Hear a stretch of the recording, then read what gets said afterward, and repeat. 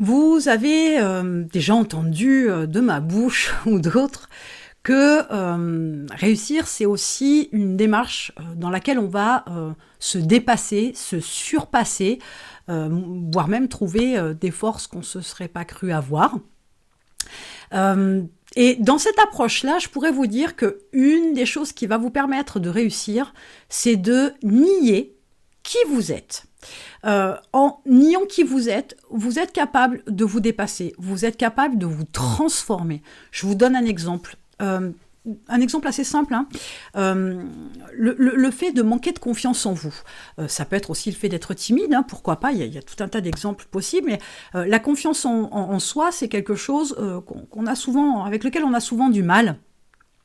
Et l'idée, c'est que on se dit, ok, ça, je ne le fais pas. Non, j'ai des appréhensions, j'ai des peurs, j'ai pas assez confiance en moi, je suis pas assez sûre de pouvoir réussir certaines de mes capacités, de mes aptitudes, donc je ne le fais pas.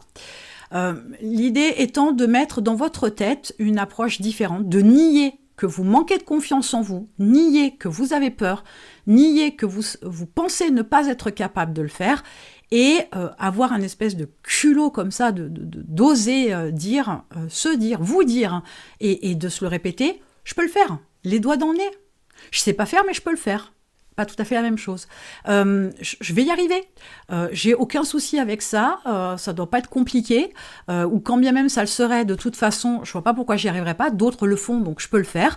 Et de renier complètement votre nature, qui vous êtes, qui vous pensez être, une fois de plus, qui vous pensez être, ça peut vous permettre de vous dépasser. Comprenez bien que, c'est une image une fois de plus, mais on vous apprend à être dans les clous, à traverser sur le passage piéton, on est d'accord.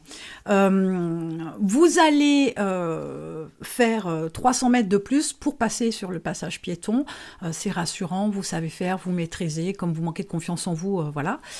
Sauf que l'idée étant de faire 300 mètres pour aller jusqu'au passage piéton, traverser sur le passage piéton, et puis refaire 300 mètres, parce qu'en fait, le magasin, il est en fait en face de vous.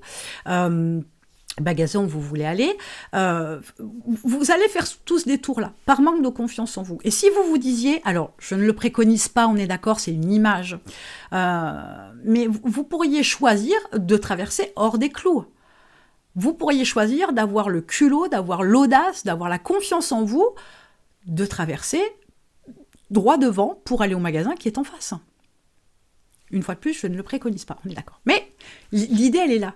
L'idée, elle est qu'en reniant, en niant, reniant peut-être pas, parce que c'est un peu fort, mais en niant, à un moment donné, qui vous êtes, ce que vous êtes, vos capacités, vos aptitudes, vos qualités, vos défauts, etc., vous pourriez faire de grandes choses.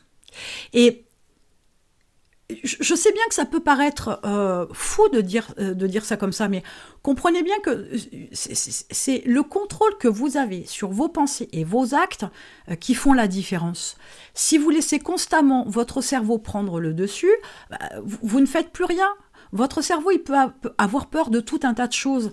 Il peut vous bloquer sur tout un tas de choses parce que le vécu, parce que des traumatismes, parce que des blessures, parce que l'éducation, parce que des croyances qu'on vous a mis en tête qui ne sont qu'une vérité, qui ne sont pas la vérité ni la bonne vérité, une bonne vérité du moins, mais une mauvaise façon de voir les choses qui fait que vous n'y arrivez pas, vous ne réussissez pas ce que vous voulez, ce que vous entamez, ce que vous souhaitez avoir, c'est toujours très très loin de vous et toujours inaccessible, enfin, vous pensez que c'est inaccessible, parce que vous restez sur qui vous êtes. Donc en niant tout un tas de choses que vous pensez être définies, qui vous définissent, ça peut vous permettre de faire des choses différentes, ça peut vous permettre de vous transformer. Un simple exemple, j'aime bien moi l'exercice de la douche froide.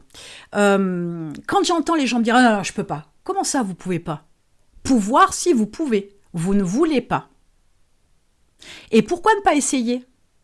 Et pourquoi ne pas vous rendre compte que finalement, ça vous fait du bien ? Et pourquoi ne pas vous rendre compte que finalement, quelque part, ça vous détend et que ça vous donne de l'énergie et que ça vous booste ? Je sais pas, enfin, Je sais, mais j'en dirai pas plus, mais comprenez que il y a tout un tas de domaines. Regardez, ne serait-ce que la nourriture. Il y a des choses qu'on mangeait pas quand on était petit, et à un moment donné, le hasard a fait que on en a mangé et on a fini par aimer, et voire même adorer.